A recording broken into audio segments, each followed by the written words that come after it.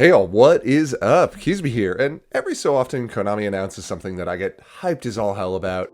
Today, we're talking about Mementotlan. Okay, so I was really excited for Mementotlan, or Memento as it's called in the OCG, which is what I will be referring to it as from here on out.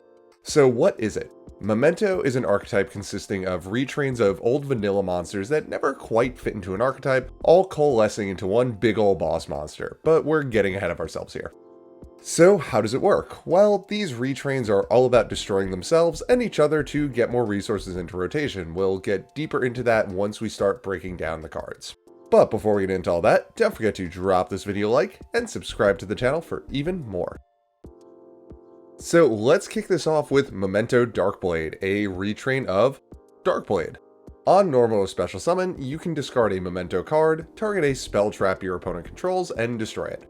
Fun fact, Darkblade originally released in Magician's Force alongside Breaker the Magical Warrior, who shares a pretty similar effect. Just thought it was worth a mention. Next, you can destroy a Memento monster you control, and if you do, special summon a level 3 or lower Memento monster from your deck. These effects are both hard once per turns. So worth noting regarding the destroy to summon effect, while a lot of times, especially if Darkblade is your combo starter, you will be self-destructing him, you can destroy any other Memento monster you control. Also important, this does not target, which is a double-edged sword here. Let's say you have Darkblade and another Memento monster. You use the effect, your opponent removes Darkblade from the field.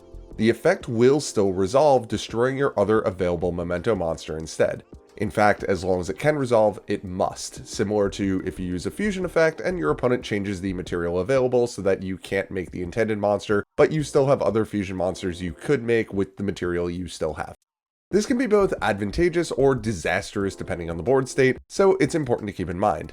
This also interacts similarly to how Cosmos interact with floodgates. So let's say you're under Gozen match and Darklocked with Darkblade alone on the field.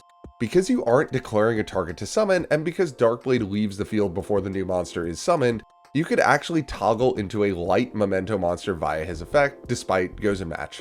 Keep in mind, you must have a legal dark target in deck on activation, and this only works because you aren't targeting the level 3 or lower Memento monster that you intend to summon, which is a perfect segue into our next monster, the level 3 Memento Anguish, which is a retrain of the OCG only Fairy Witch. Anguish has two effects. First is on normal or special summon, you can add any one Memento monster from your deck to your hand. Something worth mentioning here is that both her and Darkblade technically serve as one card combos to get our boss monster onto the field, but we'll cover more about that combo later on. Her second and more destructive effect, target a level 2 or lower Memento monster in your graveyard, destroy a Memento monster you control, and if you do, special summon the targeted monster. So while the monster you intend to summon is targeted, the destroyed monster is not, so similar to Darkblade, either a good or bad thing depending on board state. However, unlike Darkblade, because the monster you intend to summon is targeted, it doesn't play under floodgates the same way that Darkblade's summon does, so just something to keep in mind. Both of her effects are hard once per turns, but her search effect isn't limited by levels, which is good because your usual search is a level 5, and that card is Momento Tatsuno Toshigo, a retrain of the OCG only card called Tatsuno Toshigo. Like the other cards, we're looking at two effects. First, if you do not control any face-up monsters other than Memento monsters, you can special summon this card from your hand. Okay, two notes on this effect. First, you can summon this into a totally open board. I've seen some confusion around that due to the wording on it, but no monsters on field does fulfill the requirement of no non-Memento face-up monsters. Next, this summon effect does activate, so keep that in mind as well. The second effect of Tatsuno Toshigo is, you guessed it, destroy a Memento monster you control, typical right? And if you do, you can send Memento monsters with different names from your deck to graveyard whose combined levels are equal to or less than that of the level of the destroyed monster. Generally, you're going to have Horse here self-destruct himself, but it does come up from time to time that you blow up something else with this guy. As always, both effects are hard once per turn. Next up, we have Memento Mace, a retrain of Key Mace. Mace, along with the next monster that we're going to talk about, have two effects, but we're only talking one of them here, as the other effect specifically interacts with our boss monster.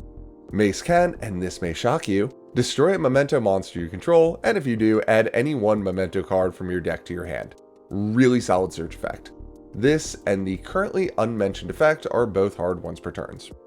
Next is Memento Goblin, a retrain of Goblin Calligrapher. Similar to Mace, Goblin's first effect is relevant only to our boss monster, so we're going to be skipping that for right now. His second effect is the unheard of ability to, and you are not going to believe this, destroy a Memento monster you control, and if you do, send up to 2 Memento cards with different names from your deck to the graveyard. Overall, a really solid resource gathering card for this deck specifically. And closing out the supporting cast for now is Memento Horned Dragon, a retrain of Tri-Horned Dragon, a card I have pulled in every single Legend of Blue Eyes draft I have ever done. If you have 3 or more Memento monsters in your graveyard with different names, you can special summon him. Unlike Tatsuno Toshigo, this does not activate and is just a summon condition. If this card on field, important for one of our spells, is destroyed by card effect, you can target exactly 3 face-up cards on the field, including a Memento card you control, and destroy them. This is a hard once per turn.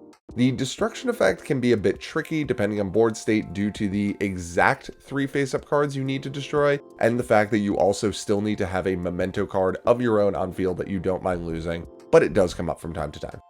Next up, we're actually going to be dipping into future support and talking about Memento Attic Ghost, a retrain of Wretched Ghost of the Attic, which actually kind of got retrained into Karibo. Attic Ghost has 2 effects. Wow. First, on normal or special summon, you can target a Memento card in your graveyard and add it to your hand. Already feeling the Goblin synergy there. Next, if it is sent to the graveyard by a Memento monster effect, you can special summon it. Both effects are hard once per turn.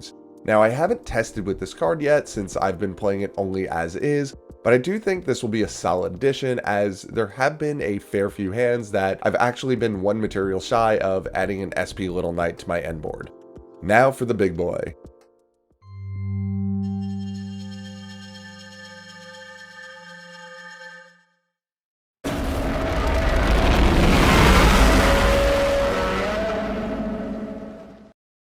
Memento Tukulika Combined Creation.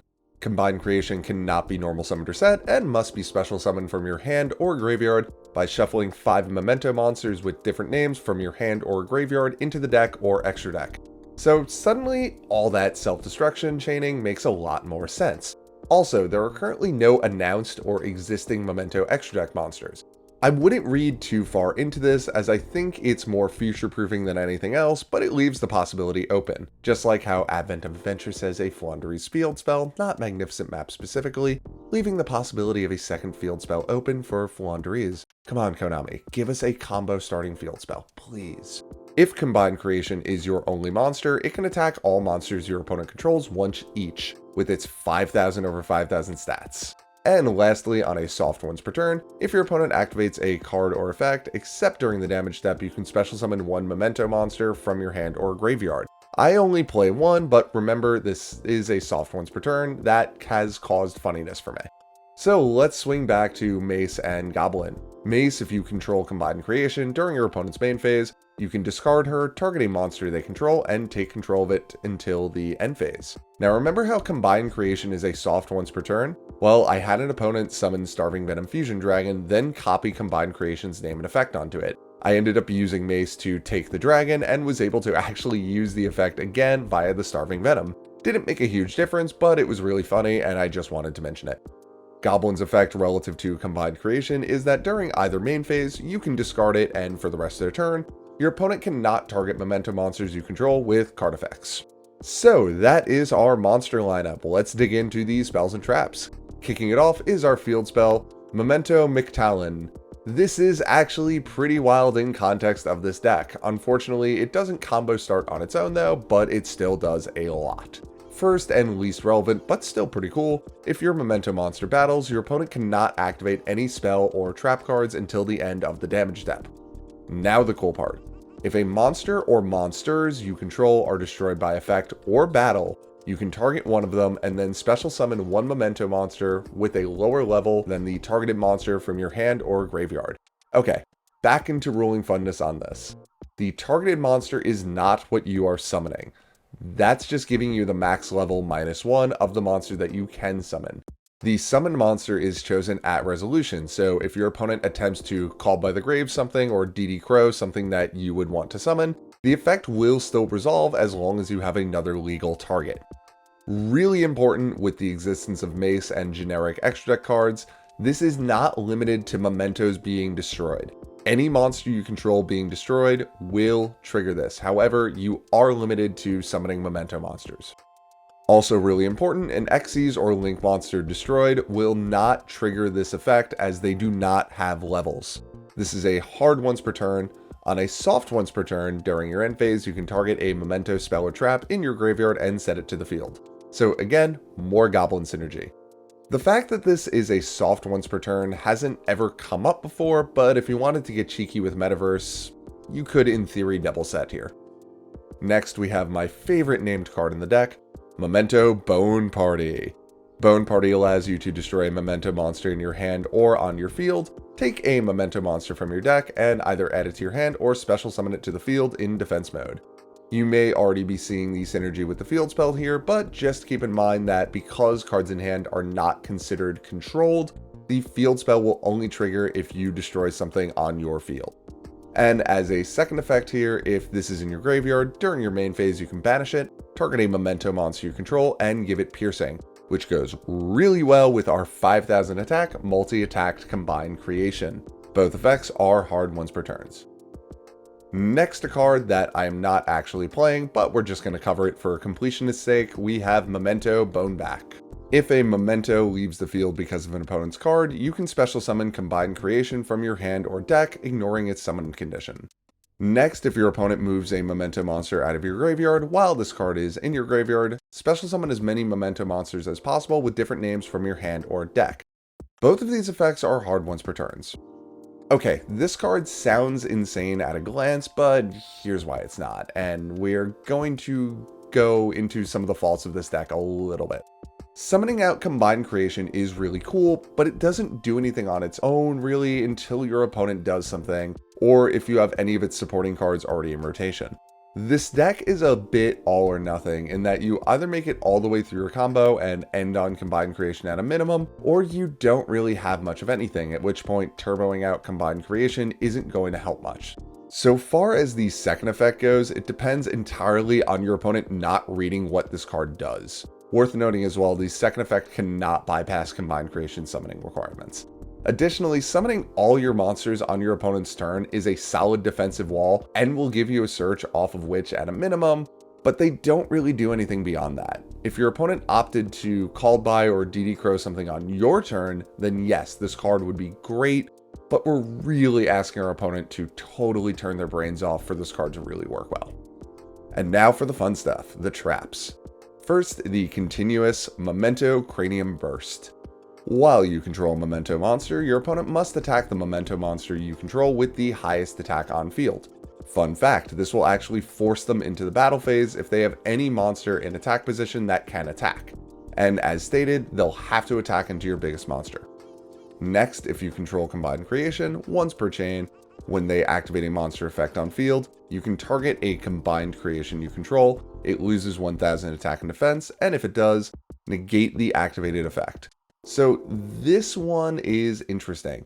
In theory, it's 5 once per chain negations. That said, it must be a monster using its effect on field, so no hand trap negates or graveyard effects, and it is only once per chain.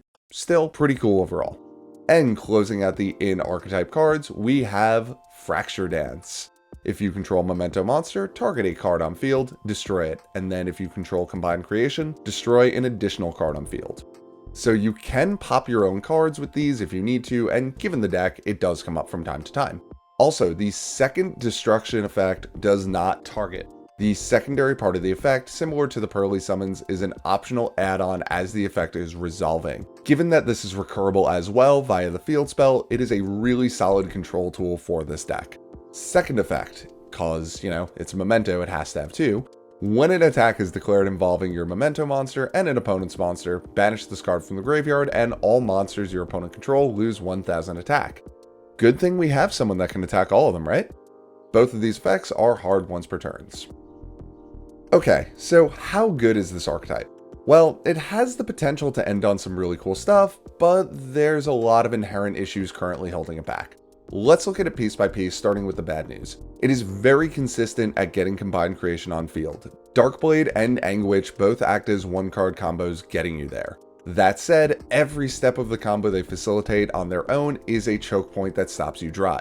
This deck does have an abundance of 2-card combos, and the field spell really opens up what you can potentially end on, but even then, at the moment, all of your interaction is contingent on Combined Creation, which has no inherent protection. In theory, you could play 2 Combined Creations and Bone back, allowing you to get Combined Creation back instantly if you lose the first one, but that's eating into a potential more impactful card you could have searched or milled along the way. Additionally as well, losing Combined Creation to a Runic Mill, or if it is Called by the Grave, is more or less a death sentence for this deck. Again, you could play 2, but it isn't a card that you want to open, rather one that you want to mill or search. Both traps have potential to be incredible. Fracture Dance is a destroy 1 or 2, and Cranium Burst is up to 5 negations, but those negations again are limited to only on-field monsters, meaning that anything in grave or in hand activating will just dodge this. Additionally, it can be chain blocked depending on the situation, and it isn't blanking the monster for the turn, just that instance of its effect. At the moment, most combos except the highest of high end leave you with Combined Creation and 1 other monster, not enough to really add any backup to your board, so you're really going all in on your big guy here. The only protection offered is via Goblin, which, while targeting protection isn't bad, isn't super comprehensive overall. Additionally, even if you have Goblin in hand, at the start of the main phase, your opponent will have turn player priority on their turn to target creation with anything before you can even activate Goblin, because Goblin again can only be activated during the main phase. But on to the good. I do think there's something here, maybe not for a meta deck, but for a strong casual deck. Attic Ghost is going to be helpful for sure, giving you more potential access to your back row to go into your opponent's turn. While the 1-card combos for this deck don't guarantee anything except a lone Combined Creation, you will still potentially be able to get a Mace into rotation on your opponent's turn for at least a little bit of disruption. And it's all up from there. Opening the field spell and a starter guarantees at least Combined Creation in one of the traps, generally both if you open Darkblade as well. This deck also does have some insane OTK potential, given that Combined Creation is a huge boy, and our spell traps really do help facilitate huge damage swings. This deck is a ton of fun to play, and it's pretty budget friendly. At the time of recording this, Ang Witch is about $7 a piece, and Bone Party is about $5.50, and everything else is a steep drop off from there, giving you the whole core for around a max $45. We'll have more content coming up for this deck, as despite its low overall power level, like I said before, it is a ton of fun, and when it goes off, it does really go off. I will also, when I finally have the deck where I want it, try to keep it as budget friendly as possible, so I know I've mentioned SP Little Knight in this video, but I'm not going to put SP Little Knight in that build, don't worry. If you enjoyed this video, leave yourself a memo to drop it a like, and subscribe to the channel for even more, and I will catch you all later.